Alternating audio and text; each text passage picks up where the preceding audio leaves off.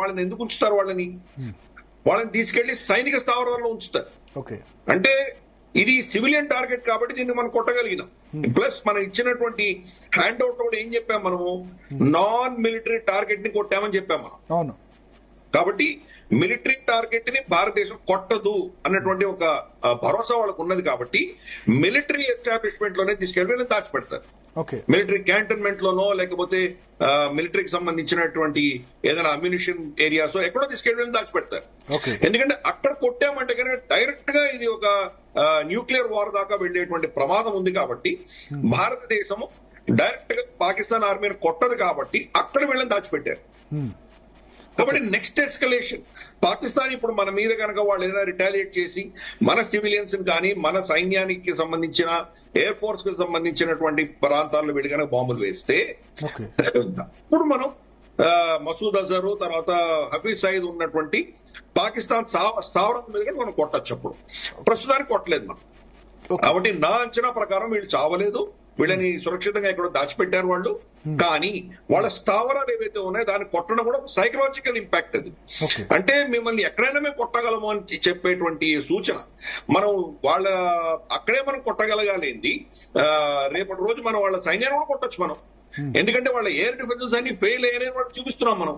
కాబట్టి మనం తలుచుకుంటే ఎక్కడైనా కొట్టచ్చు అన్నటువంటి మెసేజ్ ఈ రోజు వెళ్ళింది. పైపెచ్చు వీళ్ళ బేసిక్ బహావల్పూర్ లో ఉన్నటువంటి మనకు జైషే మహమ్మద్ కావచ్చు, లేదా మనకు మురుడికిలో ఉన్నటువంటి లష్కరే తోయబాద్ కావచ్చు, ఈ రెండింటినీ కంప్లీట్ గా సర్వనాశనం చేసాము, ధ్వంసం చేశామని మనకు తెలుస్తోంది.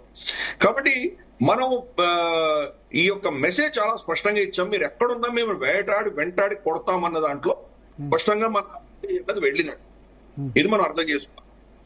భరత్ జీ, మీకు వెనకాల క్రాస్ టాక్ వస్తుంది, మీరు కొంచెం మీరు పీసీఆర్ చెప్పండి. వెనకాల క్రాస్ టాక్ వస్తుంది. సో ఇది సంబంధించినటువంటి ప్రోటోకాల్స్ అన్ని కూడాను ఎస్కలేషన్ మ్యాట్రిక్స్ పెట్టుకున్నాం. డైరెక్ట్ గా వెళ్ళి న్యూక్లియర్ బాంబ్ వేయం మనం, మెల్లిమెల్లిగా చేసుకుంటూ వెళ్తున్నాం. కాబట్టి ఇప్పుడు చేసిన దాడుల తర్వాత నెక్స్ట్ అటెంప్ట్స్ వాళ్ళ యొక్క రెస్పాన్స్ ఆధారంగా మనది ఉండబోతోంది. లైన్ ఆఫ్ కంట్రోల్ మీద వాళ్ళు కాల్పులు చేస్తే కనుక నష్టపోయేది పాకిస్తానే. ఎందుకంటే వాళ్ళ దగ్గర ఉన్నటువంటి మ్యూనిషన్ అంతా కూడాను ఒక వారం రోజుల కంటే ఎక్కువ వాళ్ళ దగ్గర బాంబులు లేవు. 155mm మోటార్ షెల్స్ ఏవైతే ఉన్నాయో అవి ఎస్పెషల్లీ మనం బోఫోర్స్ గన్స్ గతంలో మనకు తెలుసు, మార్కెల్ టైంలో పాటినటువంటివి 155mm మోటార్ షెల్స్ ఏవైతే ఉన్నాయో ఇవి పాకిస్తాన్ ఏం చేసిందంటే భారతదేశంలో ఎలా యుద్ధం రాదు కదా అని వాళ్ళు నిర్ణయించుకుని వాటి స్టాక్స్ అన్ని కూడా యుక్రెయిన్ కి అమ్మి వాళ్ళు దాన్ని ఏమంటారంటే మన ఫారెక్స్ సంపాదించుకునే దిశగా వాళ్ళు అటు వెళ్లారు వాళ్ళు. కాబట్టి వాళ్ళ దగ్గర స్టాక్ పైల్ అంతా కూడా తగ్గిపోయింది. నిజంగా ఈ రోజు ఫుల్ స్కేల్ యుద్ధం చేస్తే మనతోటి వాళ్ళ దగ్గర అన్ని 155mm దూరం కొట్టగలిగినటువంటి షెల్స్ కూడా లేవు వాళ్ళ దగ్గర పాకిస్తాన్ లో. అర్జెంట్ గా వాళ్ళు చైనా నుంచో ఇంకెక్కడి నుంచో కొనుక్కోవాలి, టర్కీ నుంచో చైనా నుంచో కొనుక్కునేటువంటి పరిస్థితి ఈ రోజు. కాబట్టి ఈ రోజు వాళ్ళు కనుక క్రాస్ బార్డర్ ఫైరింగ్ చేస్తే నష్టపోయేది పాకిస్తానే. ఎందుకంటే పాకిస్తాన్ కి 4-5 రోజుల తర్వాత మళ్ళీ మనం చేసే రిటాలియేషన్ కి వాళ్ళ దగ్గర షెల్స్ కూడా లేవు. ఆ పరిస్థితి మనం తీసుకొస్తున్నాం వాళ్ళని. అలాగే వాళ్ళ ఎయిర్ క్రాఫ్ట్స్ కూడా 50% వాళ్ళ ఎయిర్ ఆపరేషన్స్ ఆపేశారు వాళ్ళు. అంటే మిలిటరీ ఎయిర్ క్రాఫ్ట్స్ నేను చెప్తున్నాను, సివిలియన్ కాదు. మిలిటరీ ఎయిర్ క్రాఫ్ట్ 50% వాళ్ళ ఎయిర్ ఆపరేషన్స్ ఆపేశారు. ఎందుకు? ఏవియేషన్ టర్బైన్ ఫ్యూయల్ లేదు వాళ్ళ దగ్గర. ఈ ఎయిర్ క్రాఫ్ట్ తీసుకువెళ్లి దాన్ని ఎక్సర్సైజ్ చేయించడానికి వాళ్ళ దగ్గర ఫస్ట్ ఇంధనమే లేదు వాళ్ళ దగ్గర. బిచ్చమెత్తుకుంటూ కూడా ఎందుకు ఈ పరిస్థితి? మళ్ళీ యుద్ధానికి కయ్యానికి కాలు దూవడం, తినడానికి తిండి లేదు, మీసాలకు సంపంగా ఉన్నట్టు బిచ్చమెత్తుకునే పరిస్థితి కదా పాకిస్తాన్ లో. భరత్జీ, మీరు నేను ఆలోచిస్తున్నట్టు వాళ్ళు లాజికల్ గా ఆలోచన ఎప్పుడు చేయరు వాళ్ళు. పాకిస్తాన్ అనేది ఒక దేశం ఎప్పుడు కాదు కాబట్టి పాకిస్తాన్ అనేది ఒక భావజాలం, ఒక ఐడియాలజీ కోసం వాళ్ళు ఎంతకైనా తెగిస్తారు వాళ్ళు. నా ఒక చెయ్యి పోయినా, నా ఒక కాలు పోయినా పర్వాలేదు, కానీ నీ కన్ను పోయింది కదా నాకు అది సంతోషం. పాకిస్తాన్ 1000 రూపాయలు నష్టపోయినా భారతదేశానికి 100 రూపాయలు నష్టం వస్తే వాళ్ళు చాలా సంతోషిస్తారు. కాబట్టి వాళ్ళ ఐడియాలజీ కాపాడుకునే దిశగానే వాళ్ళు అన్ని ప్రయత్నాలు చేస్తారు. 1997 నుంచి ఈ రోజు దాకా అన్ని యుద్ధాలు మేమే గెలిచామని వాళ్ళు చెప్పుకుంటారు. ఏ యుద్ధం మేము ఓడిపోలేదు, అన్ని యుద్ధాలు కూడా మేము గెలిచాము. ఎన్ని యుద్ధాలు ఈ రోజు మేము చాలా పవర్ఫుల్. పాకిస్తాన్ సంబంధించినటువంటి మెయిన్ టెరిటరీ ఏదైతే దానికి ఎటువంటి నష్టం జరగదు. ఓకే సార్, మీ వాయిస్ కట్ అవుతుంది, బ్యాక్గ్రౌండ్ నాయిస్ వస్తోందండి. బ్యాక్గ్రౌండ్ నాయిస్ మీ పీసీఆర్ దగ్గర ఏదో యా చెప్పండి సార్. ఎస్, అందుకని దాంతో మనం చూస్తే కనుక బంగ్లాదేశ్ పోతే కనుక పోయారు. బంగ్లాదేశ్ వీళ్ళందరూ చాలా పనికిమాలిన వెధవులు, వీళ్ళు వెళ్ళిపోయారు, హాయిగా ఉన్నాం అని చెప్పి వాళ్ళకి నేరేటివ్ బిల్డ్ చేశారు. 1999లో కార్గిల్ యుద్ధం అప్పుడు కూడా వాళ్ళు ఏం చెప్తున్నారు, మేము ఏదో ఒక ఎక్స్పెరిమెంట్ చేశాము, వెళ్లి వాళ్ళ భూభాగాన్ని కబ్జా చేసుకున్నాము, ఏమైంది మాకు దానివల్ల నష్టమేం అవ్వలేదు కదా, మళ్ళీ మేము మా ప్రాంతాలకు మేము వచ్చేసాము, దాటి భారతదేశం రాలేదు, ఏదైతే మా భూభాగం అని భారతదేశం చెప్తోందో దాంట్లో ఒక్క అంగుళం కూడా వాళ్ళు వెనక్కి తీసుకోలేదు. పైపెచ్చు మాకు బిలియన్స్ ఆఫ్ డాలర్స్ అన్ని కూడా మా దేశానికి వాళ్ళు అమెరికా ఆఫ్ఘనిస్తాన్ యుద్ధం కోసం. కాబట్టి కార్గిల్ యుద్ధం మాకు పని చేసింది, మాకు యాక్చువల్గా లాభసాటిగా ఉంది అని చెప్పి నేరేటివ్ బిల్డ్ చేశారు. కాబట్టి ఏ యుద్ధం వాళ్ళు ఓడిపోలేదు, ఇప్పుడు కూడా వాళ్ళు యుద్ధం ఓడిపోరు. వాళ్ళు దెబ్బ తగిలినా, వాళ్ళ ప్రజలు ఆకలితోటి అలమటిచ్చినా గానీ వాళ్ళు దానివల్ల దానివల్ల ఎటువంటి నష్టం లేదు. 25 కోట్ల దేశంలో 2 కోట్ల మంది చనిపోతే ఏమి నష్టం లేదు వాళ్ళకి. అటువంటి భావజాలం ఉన్నటువంటి దేశం అది. ఇన్ఫాక్ట్ జుల్ఫికర్ అలీ భుట్టో ఇప్పుడు కాదు, 70 శతకంలోనే మనకు అప్పుడు 71లో యుద్ధం జరిగినప్పుడే ఆయన చాలా స్పష్టంగా చెప్పాడు, మేము గట్టి తినడానికైనా సిద్ధంగా ఉన్నాం కానీ న్యూక్లియర్ బాంబు తప్పకుండా చేసుకుంటామని ఆయన స్టేట్మెంట్ ఇచ్చాడు. ఈ రోజు వాళ్ళ పరిస్థితి అదే, గట్టి తింటున్నారు, న్యూక్లియర్ బాంబులు ఉన్నాయి వాళ్ళ దగ్గర. ఆ పరిస్థితి ఎప్పుడో చెప్పాడు ఆయన. కాబట్టి ఫస్ట్ మనం పాకిస్తాన్ భావజాలం అర్థం చేసుకుంది, వాళ్ళ ప్రవర్తన మీకు అర్థం కాదు. వాళ్ళకి ఎంత నష్టం వచ్చినా దానివల్ల వాళ్ళకి ఎటువంటి సమస్య లేదు, దాని గురించి పట్టించుకోరు వాళ్ళు. వాళ్ళ ఆలోచన దృక్పథం అంతా భారతదేశానికి నష్టం వచ్చిందా లేదా, మేము భారతదేశాన్ని ఏదో విధంగా కష్టపెట్టామా, పైశాచిక ఆనందం అంటారు అంతేనా అంటే దానివల్ల పాకిస్తాన్ అంతకంటే 1000 రెట్లు నొప్పి భరించడానికి కూడా సిద్ధంగా ఉన్నారు వాళ్ళు. కాబట్టి అది వాళ్ళ భావజాలం. మరి ఎట్లా మీరు చెప్తున్న దాని ప్రకారం మరి ఎట్లా అట్లాంటి మైండ్ సెట్ ఉన్న వాళ్ళని ఎట్లా ఎదుర్కోవడం? భావజాలంగానే ఓడించారు. అన్ఫార్చునేట్లీ మనం ఇంతవరకు కూడా 75-80 ఏళ్లలో మనం ఏం చేసామంటే ఏదో ఒకసారి కొట్టొచ్చిన తర్వాత మళ్ళీ మన ఇద్దరం కలిసిపోదాం అని చెప్పి మైత్రి పెంచుకునే దిశగా మనం ప్రయత్నాలు చేశాం మనం. కానీ వాడి ఉనికి, వాడి సర్వైవల్ అన్నది భారత వ్యతిరేకత, హిందూ వ్యతిరేకత ఆధారంగానే ఉన్నది అన్న విషయం మనం అర్థం చేసుకోవట్లేదు. సివిలైజేషనల్ యుద్ధాన్ని సివిలైజేషనల్ గానే మనం ఎదుర్కోవాలి. సాంప్రదాయాన్ని వాడుకుంటున్న వాడు, సంస్కృతిని వాడుకుంటున్న వాడికి సాంప్రదాయ ప్రకారంగానే, సంస్కృతి పరంగానే మనం దెబ్బ కొట్టాలి. దానికి అడ్మినిస్ట్రేటివ్ పరంగా మీరు కనుక రెస్పాన్స్ ఇస్తే మనం ఓడిపోతాం. ఈ రోజు హఫీజ్ సయీద్ లాంటి వాళ్ళని మీరు 10 మందిని చెప్పారనుకోండి, ఇంకో 20 మందిని తయారు చేస్తాడు. అక్కడ ఉన్నటువంటి టెర్రరిస్టులు 1,00,000 మందిని చెప్పారనుకోండి, 10 లక్షలు తయారు చేస్తాడు వాడు. మీరు ఆ భావజాలాన్ని మీరు కొట్టనంత వరకు కూడా మీరు వస్తూనే ఉంటారు. అక్కడి నుంచి టెర్రరిస్టులు పంపిస్తున్నాడు మన దేశంలోకి. ఎందుకు వస్తున్నారు వాళ్ళు? ఇక్కడ గనక వాళ్ళు షహీదులు అవుతే వాళ్ళకు 72 మంది కన్నె పిల్లలు అక్కడ స్వర్గంలో దొరుకుతారు కాబట్టి దానికోసం వస్తున్నాడు వాడు. దాన్ని అలా ప్రేరేపించి వాళ్ళని పంపించారు. రేపటి రోజు వాడు చచ్చిపోయినటువంటి టెర్రరిస్ట్ ని శవాన్ని మీరు తగలబెట్టారనుకోండి, లేదా తీసుకెళ్లి సముద్రంలో పడేశారనుకోండి, వాడికి జనాజా పెట్టి ఒక మౌలవిని పిలిచి వాడంతా ఖననం చేసి ఇవన్నీ చేయనక్కర్లేదు. వాడి శరీరం తగలబెడితే కనుక వాడికి 72 మంది కన్నెలు దొరకరు అని చెప్పి వాళ్ళు నమ్ముతారు. ఎప్పుడైతే వాడి శరీరాన్ని మీరు కాల్చడం మొదలు పెడతారో లక్షల కోట్ల రూపాయలు ఇచ్చినా గానీ అటు నుంచి ఎవడు రావడం మానేస్తాడు, ఎవడు రాడు. వాళ్ళ ఆ భావజాలంతోనే కొట్టాలి, మన ఐడియాలజీతోనే కొట్టాలి. ఈ నేను చెప్పేదే కాదు, యాక్చువల్గా మనం చూసామంటే కనుక సిరియాలో పెష్మర్గా అన్నటువంటి సైన్యము ఐసిస్ ను ఓడించింది. అది అమెరికానో లేదా నేటోనో వీళ్ళెవరు ఓడించలేదు. అమ్మాయిలు ఓడించారు, స్త్రీలు ఓడించారు ఐసిస్ ని. వాళ్ళ దగ్గర ఉన్నటువంటి గన్స్ కూడా నార్మల్ గన్స్ కాదు, అది ఒక విధమైన కెమికల్స్ తీసుకొచ్చేవారు. కెమికల్ వాడు కనుక ఐసిస్ టెర్రరిస్ట్ మీద వాళ్ళు కొడితే శరీరం కాలిపోయేది వాడికి. ఒక స్త్రీ చేతిలో చనిపోవడము, శరీరం కాలిపోవడము, ఈ రెండు జరిగితే వాడికి 72 మంది కన్నెపిల్లలు దొరకరు అని నమ్ముతున్నాడు. కాబట్టి ఆ పెష్మర్గా సైన్యంలో అమ్మాయిలు వస్తుంటే వాళ్ళని చూసి వీళ్ళు పారిపోయేవాళ్ళు. అమెరికన్స్ చూస్తే భయపడలేదు వాళ్ళు, ఇంకా నేటో సైన్యం చూస్తే భయపడలేదు వాళ్ళు, చచ్చిపోవడానికి సిద్ధంగా ఉన్నారు. ఓకే కాల్చని రెడీగా ఉన్నారు వాళ్ళు, కానీ అమ్మాయిలు చూడడానికి పారిపోయారు వాళ్ళు. కాబట్టి సిద్ధాంతాన్ని మనం ఓడించాలి. పాకిస్తాన్ అన్న కాన్సెప్ట్ ని మనం దెబ్బ కొట్టాలి. మీరు పాకిస్తాన్ అన్న దెబ్బని కొట్టనంత వరకు నష్టం లేదు. ఇప్పుడు మీ నీళ్లు ఆపేశారు అనుకోండి, మీరు దానివల్ల నష్టపోయేది ఎవరు? పాకిస్తాన్ ప్రజలు నష్టపోతారు. అక్కడ ఉన్నటువంటి సైన్యానికి కానీ, అక్కడ ఉన్నటువంటి జమీందారులకు కానీ, అక్కడ ఉన్నటువంటి ఈ యొక్క బడాబాబులు ఎవరైతే ఉన్నారో ఆ దేశాన్ని కంప్లీట్ వాళ్ళ కంట్రోల్లో పెట్టుకున్నటువంటి వాళ్ళు, డీప్ స్టేట్, వాళ్ళకి ఎటువంటి నష్టం లేదు. ఎందుకంటే వాళ్ళు డ్యూయల్ సిటిజన్స్. భారతదేశంలో డ్యూయల్ సిటిజన్షిప్ అనే కాన్సెప్ట్ లేదు మనకి. మీరు ఇంకేదైనా దేశంలో సిటిజన్షిప్ తీసుకుంటే క్యాన్సిల్ అవుతుంది. నీళ్ళు ఆపడం కాదు, ఆర్మీ ఇన్స్టాలేషన్స్ మీద అటాక్ చేయాలంటారు.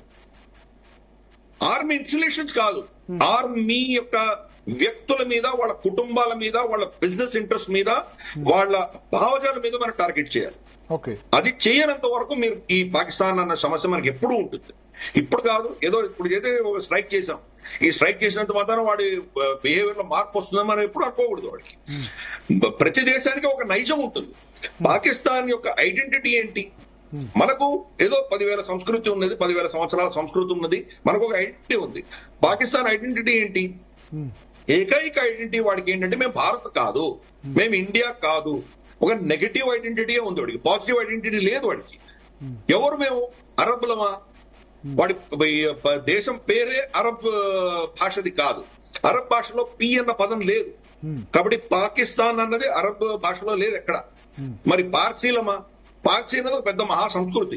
భారత సంస్కృతి లాంటిదే పర్షియన్ కూడా చాలా పెద్ద ప్రాచీనమైన సంస్కృతి. సరే, అక్కడ ముస్లింస్ అయ్యారు, షియాలు అయ్యారు, అది వేరే విషయం. కానీ సాంస్కృతికపరమైన దేశం. ఆ భాష కూడా సంస్కృతికి సంబంధించినటువంటి భాష అదంతా కూడా. కాబట్టి వాడు పార్సీలు కాదే. పోనీ టుర్కులా, మేము టర్కీ నుంచి వచ్చామని చెప్పేసి వాళ్ళు ఎర్టుగల్ లాంటి సినిమాలు చూస్తుంటారు, టీవీ సీరియల్ చూస్తుంటారు వాళ్ళు. టర్కీ దేశస్తులు వీళ్ళని అతి నీచంగా ప్రవర్తించి వీళ్ళని అసలు ఏదో క్రిమికీటకాల్లో చూసినట్టు చూస్తారు వాళ్ళు, టర్కీ వాళ్ళు. కాబట్టి ఇది ఓవరాల్ గా వీళ్ళకి ఐడెంటిటీ లేదు. వీళ్ళ ఐడెంటిటీ అంతా కూడా నెగటివ్ ఐడెంటిటీ.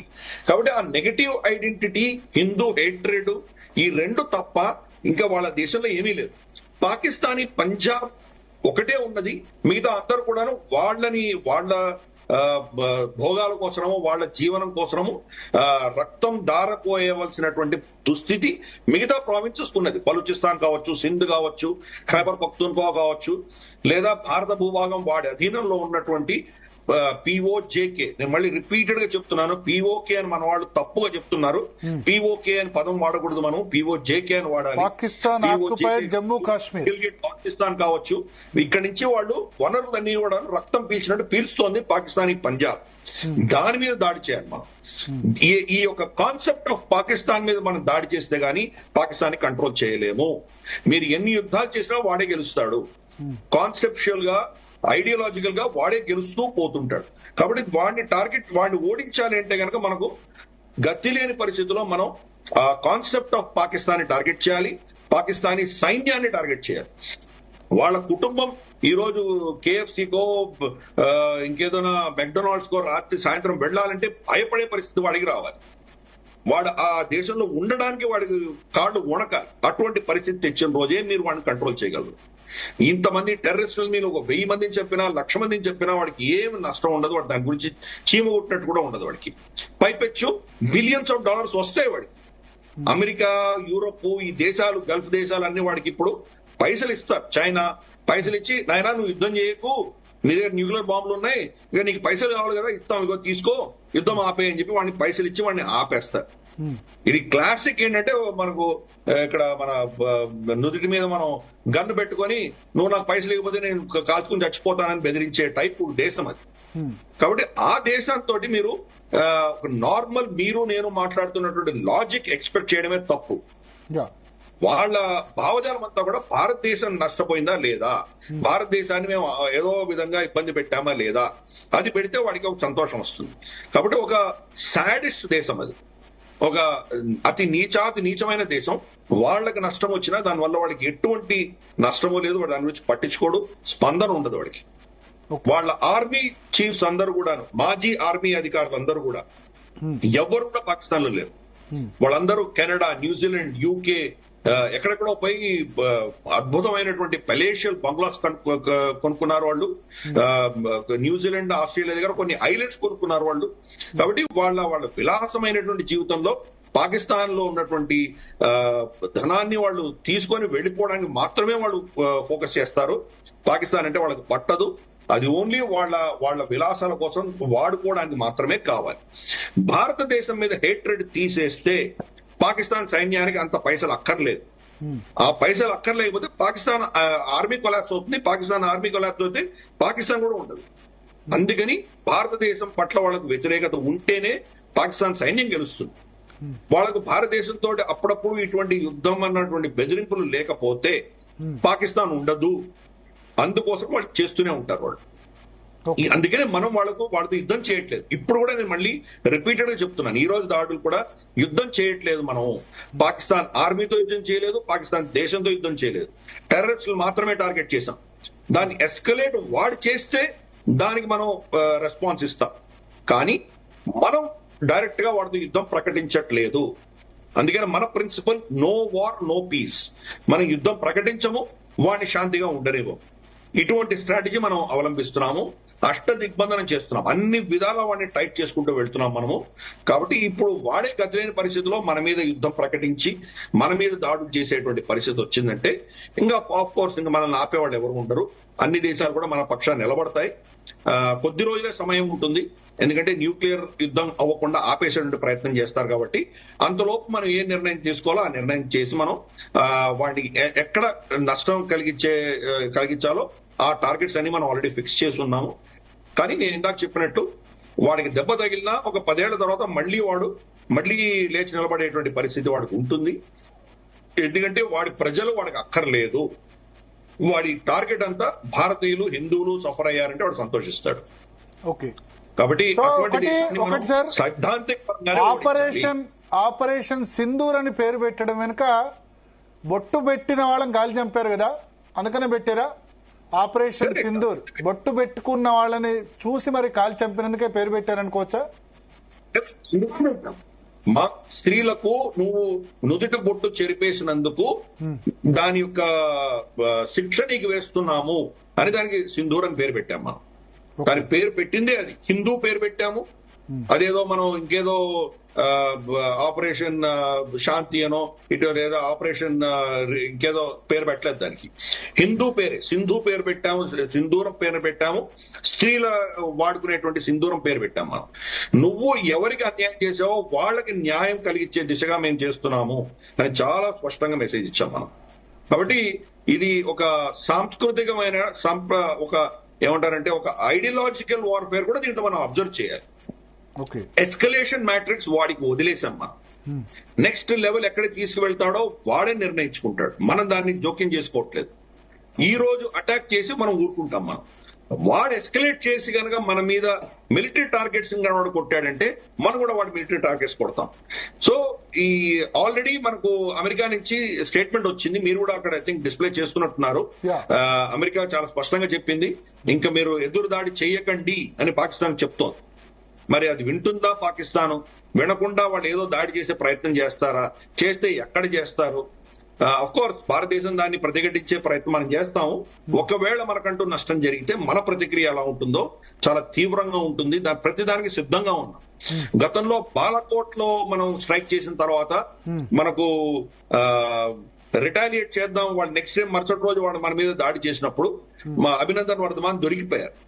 అభినందన్ వర్ధమాన్ దొరికిపోగానే మన ఫోకస్ అంతా కూడాను అభినందన్ వర్ధమాన్ ని వెనక్కి తీసుకొచ్చే దాని మీద మనం పెట్టాం. కానీ పాకిస్తాన్ కి మళ్ళీ నెక్స్ట్ లెవెల్ ఎస్కలేట్ చేసే దిశగా మనం లేం. అప్పుడు చేయలేదు, మనం ఫోకస్ చేయలేదు. ఈసారి మనం చేయబోతున్నాం. మనకు నష్టం వచ్చినా, వాళ్ళ చేతిలో పడినా, మన దెబ్బ తగిలినా కానీ కూడా, ఏమైనా కానీ కూడా మనం ఆగే పరిస్థితిలో లేదు. ఒకవేళ యుద్ధ ఖైదీలు తీసుకుంటే తీసుకొని పర్వాలేదు. ఆ కష్టము, ఆ దెబ్బ మనం సహించడానికి సిద్ధంగా ఉన్నాం. ఈసారి ఎస్కలేషన్ మ్యాట్రిక్స్ వెళ్తూనే ఉంటాం. వాడు మన మీద కొడితే మళ్ళీ ప్రతి దాడి మనం అంతకంటే తీవ్రంగా మనం వాడి మీద ఇవ్వబోతున్నాం మనం. కాబట్టి ఇది గతంలో లాగా కాకుండా మన రెస్పాన్స్ ఈసారి చాలా ఒక కాంప్రిహెన్సివ్ గా ఇస్తున్నాం. మనం త్రివిధ దళాలు ఇన్వాల్వ్ అయి ఉన్నారు, దేశం ఇన్వాల్వ్ అయి ఉంది. ఆర్థిక పరంగా, మనకు సాంస్కృతిక పరంగా, మనకు దౌత్య పరంగా అన్ని రంగాల్లో మనం టార్గెట్ చేస్తున్నాము. ఇంకా నెక్స్ట్ హై అండ్ టెక్నాలజీ మనకు జామింగ్ టెక్నాలజీ, తర్వాత ఆర్టిఫిషియల్ ఇంటెలిజెన్స్, తర్వాత మనకు హ్యాకింగ్, ఇటువంటివి చాలా చేయబోతున్నాం మనం, ఒకటి కాదు రెండు కాదు. కాబట్టి ఈ ఎస్కలేషన్ మ్యాట్రిక్స్ మనం ఇంకా ఆప్షన్స్ మన దగ్గర పెట్టుకున్నాము. ఇప్పుడు చేసినవి ఏమంటారంటే ప్రీవ్యూ మాత్రమే, జస్ట్ ఇంట్రొడక్షన్ మాత్రమే. రాబోయే రోజుల్లో వాడు వెనక తగ్గితే మనము తగ్గుతాం, తగ్గలేదంటే గనక ఎక్కడికైనా వెళ్ళడానికి మనం సిద్ధంగా ఉన్నాం. అది ఆ మెసేజ్ ఈరోజు ఇచ్చాం మన వాళ్ళకి. సో ఈ మెసేజ్ తో ఇప్పుడు వాళ్ళు అన్నారు మేము రెసిప్రొకేట్ చేసే అవకాశం ఉంది, రిటాలియేషన్ కు మేము ఖచ్చితంగా దిగుతామని చెప్తున్నారు. రిటాలియేషన్ జరిగితే అది భారతదేశ ఇప్పుడు పాక్ సరిహద్దు ప్రాంతంలో ఉంటుందా, మన దాకా కూడా ఉంటుందా, హైదరాబాద్ దాకా, లేకపోతే అంత దూరం వరకు కూడా రావచ్చా రిటాలియేషన్ అన్నది? అంటే హైదరాబాద్ దాకా వచ్చేంత సీన్ వాడికి లేదు. ఎందుకంటే వాడు ఫస్ట్ ఆఫ్ ఆల్ మనం అర్థం చేసుకోవాలి ఏంటంటే రాకెట్ టెక్నాలజీ ఒకటే. ఎందుకంటే పైకి వెళ్ళడానికి కావాల్సినటువంటి టెక్నాలజీ, ఇంధనము, ఇవన్నీ కూడా ఒకటే రెండింటికి కూడా. వాడి ఒక్క రాకెట్ కూడా వాడి ఏమంటారంటే సముద్ర జలాలు ఏదైతే మనకు ఎక్స్క్లూజివ్ ఎకనామిక్ జోన్ ఉంటుందో 200 కిలోమీటర్లు, అది దాటి వాడు ఒక్క రాకెట్ కూడా వెళ్ళలేదు పాకిస్తాన్. సముద్ర మట్టం అయినాయి అవన్నీ, ఏవి టేక్ ఆఫ్ అవ్వలేదు. వాడికి అంతరిక్షంలోకి, స్పేస్ లోకి పంపించేంత టెక్నాలజీ వాడి దగ్గర లేదు. వాడి మిసైల్స్ ఎలా ఉంటే మనం అర్థం చేసుకోవచ్చు. నిన్న కూడా వాడు అబ్దాలీ ట్రై చేశాడు, అబ్దాలీని వాడు టెస్ట్ ఫైర్ చేశాడు. 450 కిలోమీటర్లు మాత్రమే. హైదరాబాద్ దాకా కొట్టగలిగినంత క్షమత వాడి దగ్గర ఉందా? మన దగ్గర అగ్ని-5 ఈరోజు ఆపరేషన్ అయింది, అది కూడా MIRV టెక్నాలజీ. అది 5000 కిలోమీటర్లు మినిమం కొట్టగలదు. అంటే 5000 కిలోమీటర్ కంటే ఎక్కువ దాని కెపాసిటీ ఉంది, కానీ మనం 5000 కిలోమీటర్ అని చెప్తున్నాం.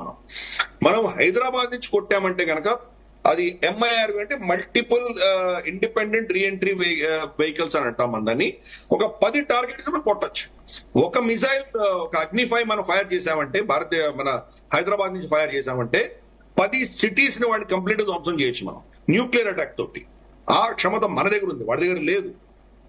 ప్లస్ వాడి దగ్గర ఏమంటారంటే మనకు సెకండ్ స్ట్రైక్ ఎబిలిటీ వాడి దగ్గర లేదు. వాడి దగ్గర ఉన్నది ఫస్ట్ స్ట్రైక్ ఎబిలిటీ మాత్రమే. ఒకసారి వాడు కొట్టాడంటే ఎయిర్ ఫోర్స్ తోటో లేదా మిసైల్స్ తోటి కొట్టచ్చు మన మీద. మన దగ్గర సబ్మెరీన్ టెక్నాలజీ ఉంది. సబ్మెరీన్ టెక్నాలజీ తోటి మనం వాడికి కనిపించకుండా సముద్రంలో నుంచి కూడా వాడికి న్యూక్లియర్ అటాక్ చేయగలిగిన కెపాసిటీ మన దగ్గర ఉంది. అంటే మన దేశంలో ఉన్నటువంటి న్యూక్లియర్ ఇన్స్టాలేషన్స్ అన్నింటినీ వాడు ఫస్ట్ అటాక్ లో ధ్వంసం చేశాడు అని అనుకుందాం. అయినా కానీ వాడిని తిప్పి కొట్టగలిగినటువంటి క్షమత మన దగ్గర ఉంది, వాడి దగ్గర లేదు. కాబట్టి ఒక అటాక్ అంటూ వాడు కనుక ప్రయత్నం చేశాడంటే వాడిని సర్వనాశనం చేయొచ్చు. దీంట్లో ఒక పాలసీ కూడా మనం అర్థం చేసుకోవాలి. గతంలో వాజ్పేయి గారు న్యూక్లియర్ డిటోనేషన్ చేసిన తర్వాత భారతదేశం పాలసీ ఒకటి పెట్టాం మనం, నో ఫస్ట్ యూజ్ పాలసీ మనకున్నది. న్యూక్లియర్ బాంబు మేము మొదటిసారి మేము ప్రయోగించము అని చెప్పాం. ఆ పాలసీ ప్రకారం ఏంటంటే, కానీ మొదటి ప్రయోగంగా మా మీద ఎవరైనా చేస్తే మేము వాళ్ళ మీద ఫుల్ ఫోర్స్ తోటి న్యూక్లియర్ అటాక్ చేస్తాము అన్నది మన policy. Pakistan policy no first use అన్నది లేదు వాళ్ళ దగ్గర. మాకు గనక మా దేశానికి కష్టం వస్తే మేము న్యూక్లియర్ వెపన్ వాడడానికి సిద్ధంగా ఉన్నాము, మేము ఇంకొక రోజు వెయిట్ చెయ్యము అన్నది వాళ్ళ పాలసీ. దానికి వాళ్ళు 4 థ్రెషోల్డ్ పెట్టారు. ఒకటి, సింధు నది జలాలు మీరు ఆపేస్తే మేము న్యూక్లియర్ అటాక్ చేస్తాము. 2, కరాచీ పోర్ట్ ని కనుక మీరు బ్లాకేడ్ చేసి మా వాణిజ్యాన్ని ఆపితే మేము న్యూక్లియర్ అటాక్ చేస్తాము. 3, మా సైనిక స్థావరాల మీద మీరు దాడి చేసి విపరీతమైనటువంటి మా సైనిక నష్టాన్ని మీరు కనుక మా మీద ఇంపోజ్ చేశారంటే మేము న్యూక్లియర్ అటాక్ చేస్తాము. 4, మా న్యూక్లియర్ ఇన్స్టాలేషన్స్ ఏవైతే ఉన్నాయో, కాహోటా లాంటివి, వాళ్ళ న్యూక్లియర్ మెటీరియల్ తయారు చేస్తున్నటువంటి ఏవైతే ప్లాంట్స్ ఉన్నాయో వాటి మీద దాడి చేస్తే మేము న్యూక్లియర్ అటాక్ చేస్తాము. సో ఈ 4 థ్రెషోల్డ్స్ ఉన్నాయని వాడు చెప్తున్నాడు. కానీ మనోహర్ పర్రికర్ ఉన్నప్పుడు ఆయన ఒక స్టేట్మెంట్ ఇష్యూ చేశారు. ఆ స్టేట్మెంట్ ఆయన ఏం చెప్పారంటే, మాకు ఆ దేశంలో న్యూక్లియర్ బాంబుల్ని వాడు అసెంబ్లీ చేస్తున్నాడు, మా మీద దాడి చేయడానికి ప్రయత్నం చేస్తున్నాడు అని మాకు క్రెడిబుల్ ఇన్ఫర్మేషన్ వస్తే మేము న్యూక్లియర్ అటాక్ చేసి తీరుతాము అని మనోహర్ పర్రికర్ గారు చెప్పారు. అప్పుడు అంటే ఇది ఎవరు చెప్పాలి? వాడు మన మీద దాడి చేస్తున్నాడా లేదా, దీనికి ఇన్ఫర్మేషన్ ఎక్కడా, క్రెడిబుల్లా కాదా, దీన్ని ఎవరు చెప్పాలి? ఇప్పుడు మనం చూస్తే ఇరాక్ లో మన సద్దాం హుసేన్ ఉన్నప్పుడు అక్కడ వెపన్స్ ఆఫ్ మాస్ డిస్ట్రక్షన్స్ ఉన్నాయని అమెరికా చెప్పింది. దాన్ని ఎవరు వెరిఫై చేశారు? ఎవరు వెరిఫై చేయలేదు కదా. వాళ్ళు చెప్పింది ఇక్కడ న్యూక్లియర్ వాడి దగ్గర కెమికల్ వెపన్స్ ఉన్నాయి, వెపన్స్ ఆఫ్ మాస్ డిస్ట్రక్షన్ ఉన్నాయి కాబట్టి మేము వెళ్ళి కొట్టామన్నారు. కాబట్టి రేపు భారతదేశం తలుచుకుంటే వాడు మా మీద న్యూక్లియర్ దాడి చేయడానికి ప్రయత్నం చేస్తున్నాడు కాబట్టి ముందస్తుగానే ప్రివెంటివ్ గా మేమే న్యూక్లియర్ దాడి చేశామని మనం అటాక్ చేసినా ప్రపంచంలో మనం దానికి జస్టిఫికేషన్ ఇచ్చుకోవచ్చు. కాబట్టి మన దగ్గర అఫీషియల్ గా నో ఫస్ట్ యూజ్ అని మనకు పాలసీ ఉన్నా కానీ కూడా మనం మొదటి దాడి చేయడానికి కూడా మనకు ఆప్షన్స్ మన దగ్గర పెట్టుకున్నాము. ఇది మనం అర్థం చేసుకోవాలి. ఈ ప్రభుత్వం వచ్చిన తర్వాత, ఎన్డీఏ ప్రభుత్వం వచ్చిన తర్వాత ఈ పాలసీని అఫీషియల్ గా చేంజ్ చేయకుండానే అన్అఫీషియల్ గా దాన్ని కంప్లీట్ గా చేంజ్ చేశాం మనం. కాబట్టి పాకిస్తాన్ ఇటువంటి మిథ్యలో ఉండాల్సిన అవసరం లేదు. మనం గనక తలుచుకుంటే మన మీద పెద్ద నష్టం జరుగుతోంది, మనం ఏదో ఒక టాక్టికల్ గా వాడి మీద న్యూక్లియర్ బాంబ్ అటాక్ చేయాలి అని మనం కనుక ఆ పరిస్థితి అంటూ వస్తే, బహుశా రాదు అని నేను అనుకుంటున్నాను, కానీ ఒకవాడు వస్తే మొదటి దాడి మనం కూడా చేయడానికి మనకు అన్ని ఆప్షన్స్ మన దగ్గర ఉన్నాయి. ఈ విషయం అర్థం చేసుకోవాలి. Okay okay okay, thank you మామిడి గిరిధర్ గారు, మీరు లైన్లో ఉండండి. ఒకటి, ఒక కీలక డెవలప్మెంట్ జరుగుతోంది. 10 గంటలకి భారత ఆర్మీ కానీ, నేవీ కానీ, ఎయిర్ ఫోర్స్ కానీ త్రివిధ దళాలకు సంబంధించిన బ్రీఫింగ్ ఉండబోతోంది. అయితే జిగ్నేష్ మేవాని, గుజరాత్ కాంగ్రెస్ లీడర్, వివాదాస్పద ట్వీట్ చేశారు. ఎందుకంటే ఇప్పుడు భారతదేశం అంతా ఐక్యంగా ఉండాల్సిన సమయంలో ఆయన చేసిన ట్వీట్ వివాదాస్పదం అవుతుంది. ఎందుకంటే ఇప్పుడు కాంగ్రెస్ పార్టీ సిడబ్ల్యూసీ తీర్మానం చేసింది. సిడబ్ల్యూసీలో మేము భారత భద్రతా దళాలకి కట్టుబడి ఉంటామని చెప్పారు. చెప్పిన తర్వాత జిగ్నేష్ మేవాని ఏం ట్వీట్ చేశారంటే, పాకిస్తాన్ మీద కాదట యుద్ధం చేయాల్సింది, ఫైట్ వార్ మాంగర్స్, యుద్ధాన్ని కోరుకునే వాళ్ళ మీద యుద్ధం చేయండి, రిలీజియస్ హేట్రెడ్ అంటే మతం మీద ద్వేషం ఉన్న వాళ్ళ మీద యుద్ధం చేయండి, ఫేక్ నేషనలిజం, ఫేక్ జాతీయవాదం మీద యుద్ధం చేయండి, terror will die of starvation, ఉగ్రవాదం తనంతట తాను చచ్చిపోతుందట జిగ్నేష్ మేవాని. ఇది అంటే కాంగ్రెస్ నేతలకు సంబంధించి మైండ్ సెట్. ఇటువంటి వాళ్ళ మీద యాక్షన్ తీసుకోవాలా వద్దా కాంగ్రెస్ పార్టీ?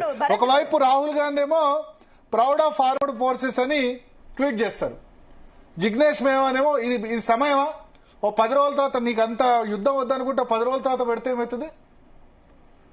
రిలీజియస్ హేట్రెడ్ అట. ఎవరు రిలీజియస్ హేట్రెడ్? నకిలీ జాతీయతను ఎదుర్కోవాలంటూ ఎవరి మతం మీద హేట్రెడ్ ఎవరికి ఉంది? ఉగ్రవాదులకు ఉందా లేకపోతే హిందువులకు ఉందా? బొట్టు చూసి ఎవరు గాలి చంపారు? కల్మా చదువుమని ఎవరు గాలి చంపారు? కల్మా చదవలేని వాళ్ళని ఎవరు గాలి చంపారు? సిగ్గు ఉండాలి జిగ్నేష్ మేవానికి ఈ సమయంలో ఇటువంటి ట్వీట్ పెట్టడం.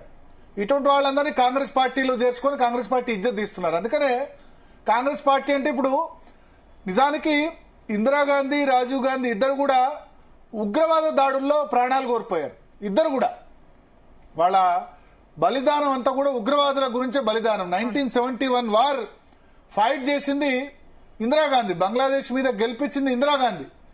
ఇవాళ కాంగ్రెస్ పార్టీని యాంటీ రేషియల్ పార్టీగా ఎక్కువ మంది చెప్తున్నారంటే దానికి ఇటువంటి కారణం, ఇటువంటి నేతల కారణం.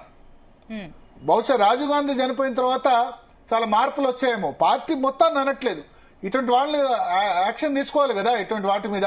కర్ణాటక కాంగ్రెస్ పేరుతో ఇంకోటి తిరుగుతోంది, మహాత్మా గాంధీ పీస్ అన్నారు. అవతల వాడు చంపుతుంటే పీస్ ఏందయ్యా? అది నిజమైన హ్యాండిలో లేకపోతే ఫేక్ హ్యాండిలో తెలియదు, కానీ అవతల వాడు వచ్చి చంపుతుంటే శాంతి శాంతి అంటే నీ ఒక నుదుటి మీద తలకాయ పెట్టి పెడితే శాంతి అంటే బంద్ చేద్దాం. Defence, army, navy, air force అన్ని బంద్ చేసి వాళ్ళు చేసేద్దాం.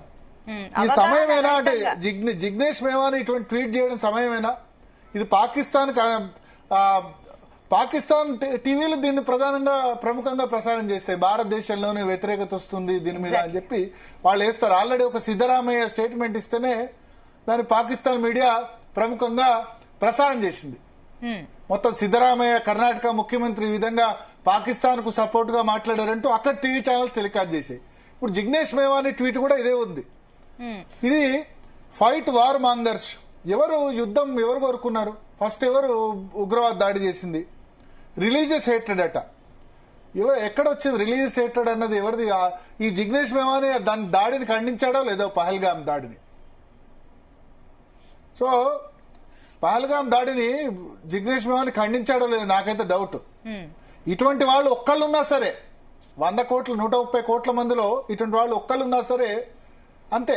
అంటే భరత్ ఇప్పుడు ఏదైతే ఇండియన్ ఆర్మీ అంటే 15 రోజుల తర్వాత పెట్టుకోవచ్చు, 10-15 రోజుల తర్వాత. ఇవాళ మనం అటాక్ చేసిన తర్వాత ఇది పెట్టడం అవసరమా?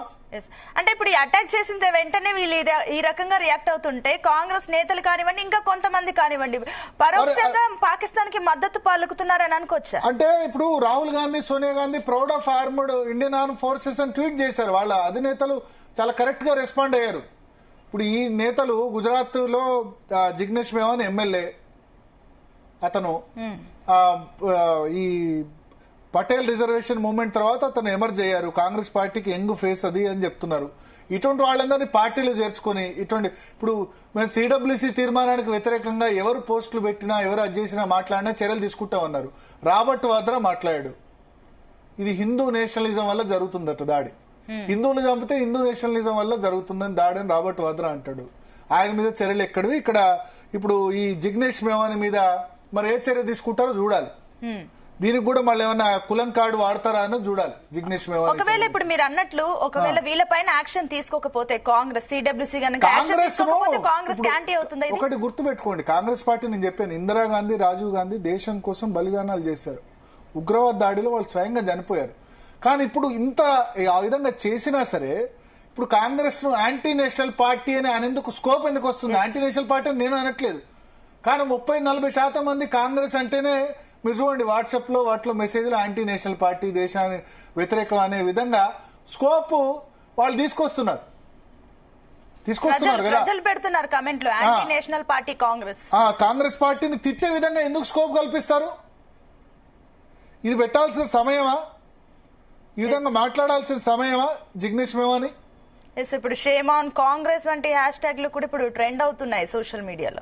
సో ఇప్పుడు ఈ విషయంలో అంటే నేనేంటంటే కంట్రోల్ లేదు ఆ పార్టీలో కంట్రోల్ లేదు. ఇప్పుడు దీన్ని పాకిస్తాన్ వాళ్ళు తీసుకెళ్లి వాడతారు. ఒక పాకిస్తాన్ లో గుజరాత్ ఎమ్మెల్యేనే భారతదేశంలో ఈ విధంగా ట్వీట్ పెట్టారు, ఫేక్ నేషనలిజం అట. మొత్తం అందరూ కూడా ఒక వాయిస్ తో స్పందిస్తే గనక ఇప్పుడు యుద్ధం ఎవరు కోరుకున్నారు? మనని అవతలవాడు చంపినా సరే శాంతి అని ఉండాలా? అవతలవాడు చంపుతున్నాడు. మహాత్మా గాంధీ ఏమంటారంటే ఒక చెంప మీద కొడితే ఇంకో చెంప చూపించు, రెండో చెంప కొట్టని అన్నారు. కొట్టడం ఆయన చెప్పింది ఏంటంటే ఒక చెంప మీద కొడితే ఇంకో చెంప చూపించు, రెండో కొట్టడం కాదు, ఇక్కడ చంపుతున్నారు కదా. కొట్టడం కాదు, అసలు బతుకుంటే కదా. 28 మంది చనిపోయారు ఈ దాడిలో. దానికి దీని తేడా ఉంది కదా. ఇప్పుడు కర్ణాటక కాంగ్రెస్ సంబంధించి ఏదో ట్విట్టర్ హ్యాండిల్, మరి అది నిజమైన హ్యాండిలా ఫేక్ హ్యాండిలా మనకు తెలీదు, దానిలో కూడా Mahatma Gandhi peace peace peace శాంతి శాంతి అనుకుంటేనే ఇక్కడ దాకా వచ్చాం కదా. ఇప్పుడు ఏదో యుద్ధం అంటే మనం ఏం న్యూక్లియర్ వెపన్స్ దాడి చేయమని అనట్లేదు. సో అది మైండ్ సెట్, ఆ పార్టీ నేతల మైండ్ సెట్ ఆ విధంగా ఉంది. అంటే భరత్ మరోపక్క బీజేపీ కూడా ఇది కాంగ్రెస్ అంటే బీజేపీ నాయకులు కూడా అంటున్నారు కాంగ్రెస్ అసలైన రంగు ఇది అంటూ కూడా వాళ్ళు కూడా అంటున్నారు. అంటే ఇప్పుడు మొత్తం కాంగ్రెస్ పార్టీని నిందించలేం. మళ్ళీ మనకి ఇప్పుడు రాహుల్ గాంధీ ట్వీట్ చేశారు proud of armed forces, Sonia Gandhi tweet చేశారు. కానీ ఇటువంటి వాళ్ళ మీద ఈ సమయంలో యాక్షన్ తీసుకుంటే ఇంకెవడు మాట్లాడు. మా పార్టీలో ఇటువంటి వాళ్ళకి చోటు లేదని చెప్పాలి. జిగ్నేష్ మేవాని లాంటి వాళ్ళకి వీళ్ళు ఇప్పుడు దీన్ని దేశద్రోహం అనకపోతే ఇంకేమంటారు? ఇది కూడా దేశద్రోహం కాకపోతే ఇవాళ ఎందుకయ్యా? 10 రోజులు ఆగు, వారం రోజుల తర్వాత పెట్టు. సో ఇదంతా పరోక్షంగా ఒకసారి పాకిస్తాన్ కి మద్దతు పలుకుతున్నారు. Religious hatred, fake nationalism. Fake nationalism అంటే మన నేషనలిజం అంటే ఏంది? నీది కరెక్ట్ నేషనలిజమా? ఎస్ మామిడి గిరిధర్ గారు జిగ్నేష్ మేవాని ట్వీట్ చూశారు కదా?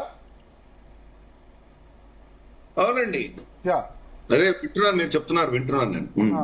జిగ్నేష్ మేవాని ట్వీట్ చేశారు అంటే అసలు ఇవాళ పెట్టాల్సిన ట్వీట్ కాదు అది, ఇవాళ మాట్లాడాల్సిన మాటలు కావు. కరెక్ట్, తప్పకుండా. అందుకే అలా మాట్లాడడానికి కూడా ధైర్యం ఎక్కడి నుంచి వస్తోంది?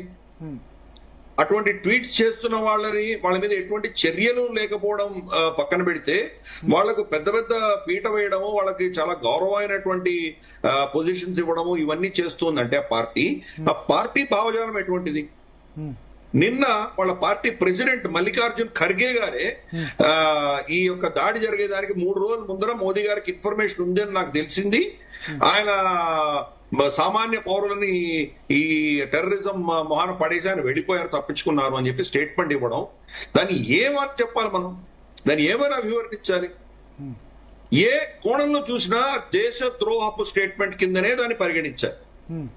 యాంటీ నేషనల్ స్టేట్మెంట్ కంటే తక్కువ కానే కాదు అది. మోదీ గారు 3 రోజుల ముందర ఇన్ఫర్మేషన్ వస్తే ఆయన ప్రధానమంత్రిగా వాళ్ళని రక్షించకుండా ఆయన పారిపోయారని మీరు పాకిస్తాన్ చెప్తున్నటువంటి స్టేట్మెంట్ ని భారతదేశంలో ఉండి మీరు అదే స్టేట్మెంట్ ని రిపీట్ చేస్తున్నారు. ఈరోజు పాకిస్తాన్ ఏం చెప్తోంది? ఇది ఫాల్స్ ఫ్లాగ్ ఆపరేషన్ అంటున్నారు. ఫాల్స్ ఫ్లాగ్ ఆపరేషన్ అంటే ఏంటి? భారతదేశము వాళ్ళ ప్రజల్ని వాళ్లే చంపుకొని మా మీద ఇటువంటి బ్లేమ్ పెట్టారు అన్నటువంటి ఒక నేరేటివ్ పాకిస్తాన్ తీసుకొచ్చింది. ఇన్ఫాక్ట్ పాకిస్తాన్ లో వాళ్ళు ఏమి చేయరు, అన్ని భారతదేశమే చేసుకుంటుందన్న నేరేటివ్ ఉంది. భారతదేశం ఏం కర్మ, even 9/11 attack, world trade centre మీద జరిగిన దాడులు కూడా అమెరికా, జ్యూస్, ఇజ్రాయెల్ కలిసి చేశాయి. అవి ముస్లింస్ ని టార్గెట్ చేయడానికి కోసం అని ఒక నేరేటివ్ ఉంది అక్కడ పాకిస్తాన్. కాబట్టి అటువంటి నేరేటివ్ ని ముందు తీసుకువెళ్లారు వాళ్ళ ప్రెసిడెంటే, నేషనల్ ప్రెసిడెంట్ మల్లికార్జున్ ఖర్గే తీసుకెళ్లారు. సిద్ధరామయ్య ఏమంటాడు? మనకు పాకిస్తాన్ తో శత్రుత్వం లేదంటాడు ఆయన. వాళ్ళ కర్ణాటకలో ఒక మంత్రి ఏమంటాడు ఆయన? అసలు హిందువుల ముస్లింల అని చూడలేదు, టెర్రరిజం మతంతో సంబంధం లేదు, వాళ్ళ హిందువులా కాదా అని చెక్ చేయలేదు, మనుషులందరూ మగవాళ్ళందరినీ చంపారు, అంతే. అది టెర్రరిజం అన్నది మన మతంతో ముడిపెట్టకూడదు అని స్టేట్మెంట్ ఇచ్చాడు. చనిపోయినటువంటి వ్యక్తుల భార్యలు చాలా స్పష్టంగా చెప్తున్నారు, వాళ్ళని బట్టలు ఊడదీసి వీళ్ళు హిందువులా కాదా చెక్ చేసి మరీ చంపారు అని వాళ్ళు అంత ఎవిడెన్స్ చెప్తున్నా కర్ణాటకలో కాంగ్రెస్ మంత్రి ఏమంటాడు? కానే కాదు, అసలు తప్పది, ఇది నేను నమ్మను అంటాడు ఆయన. సుప్రియా సూలే ఆవిడేమంటుంది? ఫైర్ ఇన్సిడెంట్ అంటుంది. మహారాష్ట్రకు చెందినటువంటి 3-4 వ్యక్తులు చనిపోయారని తెలిసింది, కొంతమంది గాయపడ్డారని తెలిసింది, వాళ్లకు సహాయం చేయండి అని ఒమర్ అబ్దుల్లాకి ట్వీట్ చేస్తూ ఫైరింగ్ ఇన్సిడెంట్ ఉంటుంది. ఆవిడ టెర్రరిజం అన్నా కూడా వాళ్ళకి ఎక్కడ ఓట్లు పోతాయన్న భయం. ఇంతటి దౌర్భాగ్య పరిస్థితి మన దేశంలో ఉంటే మనం వీళ్ళని ఎలా మనం అభివర్ణించాలి? మనకు సామెత, మనకు మహాభారత కాలంలో యుధిష్ఠిరుడు ఏం చెప్పాడు? ఘోషయాత్రలో వాళ్ళు వచ్చి గంధర్వులు వాళ్ళని కౌరవులను ఎత్తుకొని పోతే భీముడిని పంపిస్తాడు ఆయన వాళ్ళని విడిపించి తీసుకురామని. భీముడు అంటాడు, కాగల కార్యం గంధర్వులు చేయగా మనం ఎందుకు ఇంటర్ఫియర్ అవ్వాలి అంటాడు ఆయన. భీముడు అంటే కాదు, బయటవాడు ఎవడని వస్తే మనం 5,000 100 మంది కాదు, మనం 105 మంది, మనలో మన 5 మంది వేరే, వాళ్ళు 100 మంది వేరే. కానీ మనకు బాహ్య శత్రువు ఉన్నప్పుడు మనం కలిసికట్టుగా మనం అందరం 105గా మనం పోరాటం చేయాలి అని యుధిష్ఠిరుడు చెప్తాడు. ఇప్పుడు మన దేశం మీద ఉన్నటువంటి ఈ విపత్కరమైన పరిస్థితి, మనకు పాకిస్తాన్ మన మీద ఇటువంటి చర్యలు చేస్తున్నప్పుడు మనం అందరం కలిసికట్టుగా వాళ్ళని ఎదుర్కోవాలి. కానీ దీంట్లో కూడా రాజకీయాలను, దాంట్లో కూడా ఓటు బ్యాంక్ రాజకీయాలు చేయడం అన్నది శవాల మీద పొరుగులు ఏర్పడినటువంటి దౌర్భాగ్యపు ఒక బిహేవియర్ అన్నది మనం ఈ ఆపోజిషన్ పార్టీస్ లో మనం చూస్తున్నాం. సైఫుద్దీన్ సోజ్ కావచ్చు, జిగ్నేష్ మవానీ కావచ్చు, వీళ్ళందరూ కూడా అదే చేస్తున్నారు. పాకిస్తాన్ మాట, ఈ యొక్క మల్లికార్జున్ ఖర్గే గారు ఇచ్చినటువంటి స్టేట్మెంట్ ని పాకిస్తాన్ ఛానల్ అందరూ రిపీట్ చేస్తున్నారు. రేపు వాళ్ళు ఇంటర్నేషనల్ ఫోరమ్స్ లోకి వెళ్ళినప్పుడు కూడా పాకిస్తాన్ అపోజిషన్ పార్టీయే చెప్తోంది ఇది భారతదేశమే చేస్తుంది, మోదీ గారికి అన్ని తెలుసు, అయినా మా మీద బ్లేమ్ చేసి అనవసరంగా అన్యాయంగా మా మీద ఇటువంటి దాడులు చేశారు అని వాళ్ళు వీళ్ళనే, ఈ ఆపోజిషన్ పార్టీ లీడర్స్ నే కోట్ చేస్తూ వాళ్ళు రేపు ఇంటర్నేషనల్ ఫోరం లో చెప్పబోతున్నారు. వాళ్ళు గతంలో ఆల్రెడీ రాహుల్ గాంధీ ఇచ్చినటువంటి స్టేట్మెంట్ ని వాళ్ళు యునైటెడ్ నేషన్స్ లో కోట్ కూడా చేశారు వాళ్ళు. కాబట్టి ఈ పార్టీలను ఏమన్నా ఈ రోజు ఆ పార్టీలో ఒక్క వర్గానికి చెందినటువంటి ఓట్ల కోసమే ఎందుకు పాకలాడుతున్నారు వాళ్ళు. 94% వాళ్ళకు ఊకంబడిగా ఓట్లు పడుతున్నందువల్లే ఈ రోజు వాళ్ళకి సీట్లు వస్తున్నాయి. మిగతా దేశం అంతా క్రమేపీ. నాకు అర్థం కాదు, ఇప్పుడు పాకిస్తాన్ పొగిడితే ఆ వర్గం మరి ఓట్లు ఎందుకు వేయాలి వాళ్ళకు? నాకు అర్థం కాదు. పాకిస్తాన్ సపోర్ట్ చేస్తే అదే కదా మరి ఎంత దౌర్భాగ్యమైన విషయం. అంటే ఆ వర్గంలో కూడా ఇప్పుడు ప్రశ్నలు పుడుతున్నాయి మనకి. మరి వాళ్ళు పాకిస్తాన్ మీద మనం ఏదైనా మాట్లాడితే ఆ వర్గానికి చెందినటువంటి వాళ్ళని మాట్లాడుతున్నట్లు వాళ్ళు ఎందుకు దాన్ని వాళ్ళ మీద వాళ్ళు దాన్ని అనుకుంటున్నారు వాళ్ళు దాన్ని. కాబట్టి ఇది ఒక పెద్ద ప్రశ్న మనకు. మనకు బలిదానం ఇచ్చినటువంటి అద్భుతమైనటువంటి వీర సైనికులు మనకు ఎంతో మంది పూంచ్ నుంచి ఉన్నారు. ఫర్ ఇన్స్టెన్స్ మనకు పుల్వామాలో జరిగిన ఘటనలో కూడా సిఆర్పిఓలో చనిపోయినటువంటి వాళ్ళు పుల్వామా నుంచి వచ్చినటువంటి ముస్లిం సముదాయం నుంచి వచ్చినటువంటి వాళ్ళు. కాబట్టి బలిదానం ఇచ్చినటువంటి చాలా మంది ఉన్నారు మనకి. అబ్దుల్ కలాం గారు ఉన్నారు, మన రాష్ట్రపతి, ఆయన మిసైల్ మ్యాన్ అని చెప్పి ఆయనకు పేరు. కాబట్టి అటువంటి వారి యొక్క సంఖ్య పెరగాలి, వాళ్ళ యొక్క వాణి మనం అందరూ వాళ్ళ వాణి వినేటువంటి పరిస్థితి దేశంలో రావాలి. కానీ పాకిస్తాన్ కు ఒత్తాసు పలుకుతున్నటువంటి శక్తులు ఇక్కడ ఎవరైతే ఉన్నారో వాళ్ళ పెద్దపీట వేసి వాళ్ళ ఓటు బ్యాంక్ కోసం మీరు పాకలాడుతుంటే కనుక మిమ్మల్ని వాళ్ళే అనాలి. మనకు అంతర్గతంగా ఇంతటి దౌర్భాగ్యమైనటువంటి పరిస్థితులు ఉన్నప్పుడు, మనకు అంతర్గత శత్రువులు ఇంతమంది ఉన్నప్పుడు బాహ్య శత్రువు మనల్ని ఏం చేయగలరు? అంతర్గతంగానే మనల్ని వీళ్ళు ఇంత తొవ్వి పడేస్తుంటే మరి ఈ పరిస్థితి ఏంటి? మరి దానికి ఏమని చెప్పాలి మనం? అఫీషియల్ గా టీవీ ఛానల్స్ వచ్చినప్పుడు, లేకపోతే మనకు పార్లమెంట్ లో ఉన్నప్పుడు, లేదా ఈ కమిటీలు, ఈ అపోజిషన్ మన ఆల్ పార్టీ మీటింగ్స్ ఉన్నప్పుడు మేము ప్రభుత్వానికి వెనకాలే ఉన్నాము, ప్రభుత్వానికి ఫుల్ సపోర్ట్ ఇస్తున్నాము, ఇటువంటి స్టేట్మెంట్లు ఇచ్చి వాళ్ళ నేతలు, వాళ్ళ మిగతా లీడర్స్ అందరూ ఇటువంటి చెత్త స్టేట్మెంట్లు ఇస్తూ ఉంటే కనుక దీన్ని ఏమన్నారు? గతంలో బాలాకోట్ స్ట్రైక్ చేసినప్పుడు కూడా అప్పుడున్నటువంటి ఆర్మీ చీఫ్ ని సడక్కా గూండా అని పిలిచారు వీళ్ళు.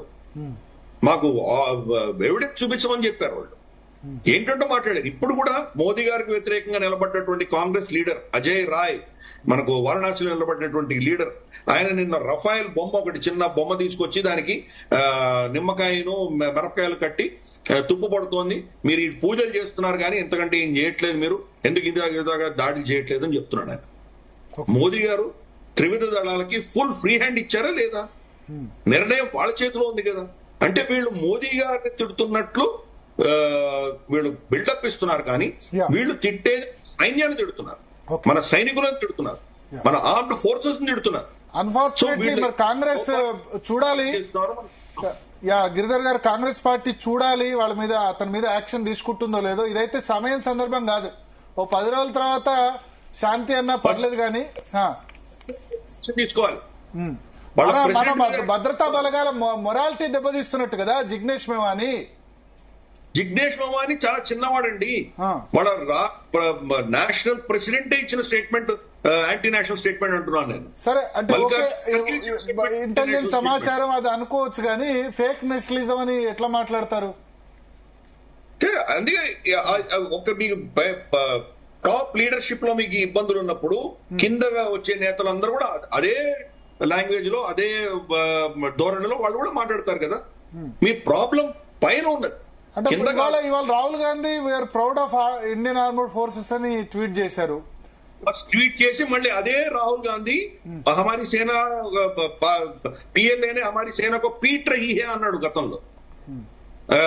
మనకు అక్కడ అరుణాచల్ ప్రదేశ్ లో యాక్సేన ప్రాంతంలో వాళ్ళు పిఎల్ఏ సైన్యం వచ్చి చొరబడినప్పుడు మన వాళ్ళు వెళ్లి వాళ్ళని చావదవ్వ కొట్టొచ్చారు. చావదవ్వ కొట్టి వాళ్ళని 10 మందిని యుద్ధ ఖైదీలుగా తీసుకున్నారు మనం. వాళ్ళు ఫ్లాగ్ మీటింగ్ పెట్టుకున్న తర్వాత రిలీజ్ చేశాం వాళ్ళని. కానీ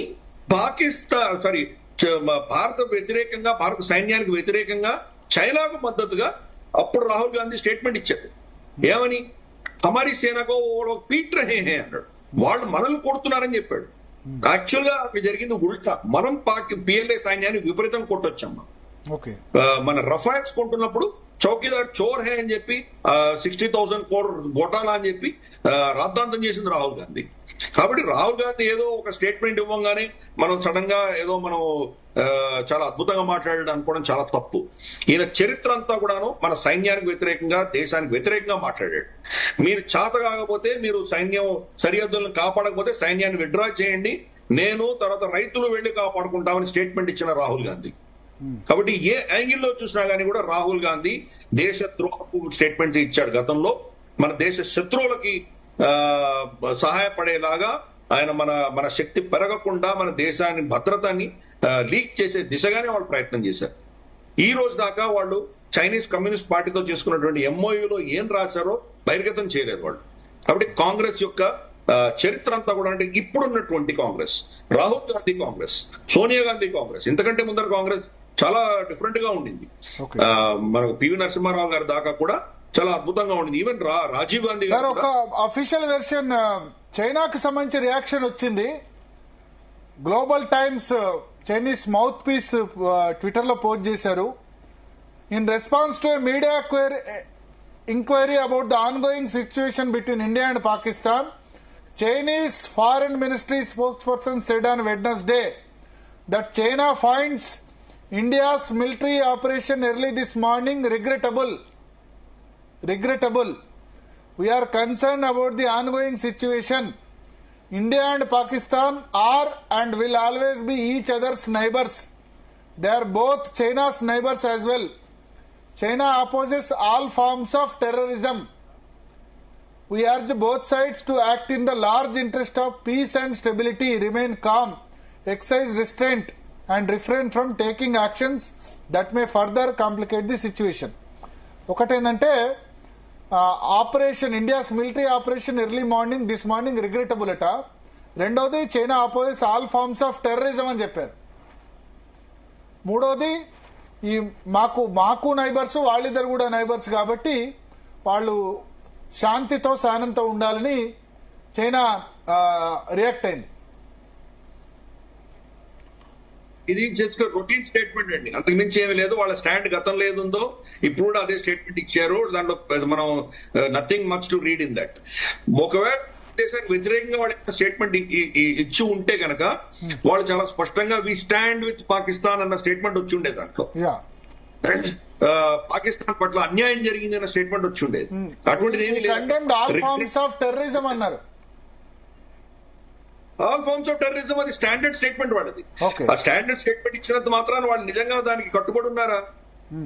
ఇంతమంది జకీర్ రెహమాన్ లఖ్వీ, తర్వాత మనకు హఫీజ్ సయీద్, మౌలానా మసూద్ అజర్, వీళ్ళందరినీ మనం యుఎన్ డెసిగ్నేటెడ్ టెర్రరిస్ట్ గా మనం వాళ్ళని చేయాలని ప్రయత్నం చేసినప్పుడు అడ్డుపడ్డది చైనానే కదా.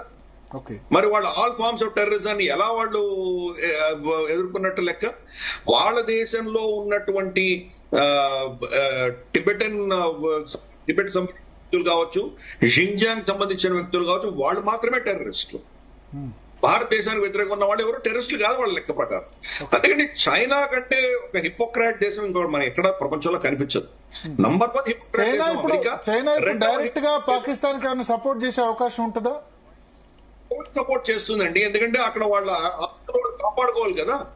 సిపిఈసి నుంచి తీసుకుని వాళ్ళు చైనా పాకిస్తాన్ ఎకనామిక్ కారిడోర్, తర్వాత వాళ్ళకి అక్కడ పెట్టుబడులు ఏవైతే పెట్టారో అక్కడ ఎనర్జీ సెక్టర్ లో పెట్టుబడులు పెట్టారు, ఎయిర్పోర్ట్లు, తర్వాత వీళ్ళు పాకిస్తాన్ యాక్చువల్గా మీరు చూస్తే వాళ్ళు పాకిస్తాన్ చాలా అమ్మేసింది చైనాకు. వాళ్ళ హైవే పెట్టారు, వాళ్ళ పోర్ట్లు అమ్మేశారు, కరాచీ పోర్ట్ టేక్ ఓవర్ అయిపోయింది, వీళ్ళ స్టాక్ ఎక్స్చేంజ్లు నమ్మేశారు, తర్వాత దీని ఏమంటారంటే మనకు లాహోర్ అమ్మేశారు. ఇవన్నీ కూడా చైనాకు అమ్మేశారు. కాబట్టి వాళ్ళు చైనా అన్నది వాళ్ళు చాలా ఇన్వెస్ట్మెంట్స్ ఉన్నాయి కాబట్టి ఆ ఇన్వెస్ట్మెంట్ కాపాడుకునే దిశగా వాళ్ళ ప్రయత్నం తప్పకుండా చేస్తారు. కానీ రేపు యుద్ధం అంటూ భారతదేశానికి పాకిస్తాన్ కి మధ్యలో ఫుల్ స్కేల్ యుద్ధం అంటూ వస్తే గనక చైనా వాళ్ళ సమర్థన కోసం వాళ్ళని సమర్థిస్తూ వాళ్ళు కూడా యుద్ధంలో దిగుతారా అన్నది పెద్ద ప్రశ్న. గతంలో చూస్తే కనుక ఎప్పుడు కూడా రాలేదు. వాళ్ళు 65 యుద్ధంలో రాలేదు, 71 యుద్ధంలో రాలేదు, 99లో రాలేదు.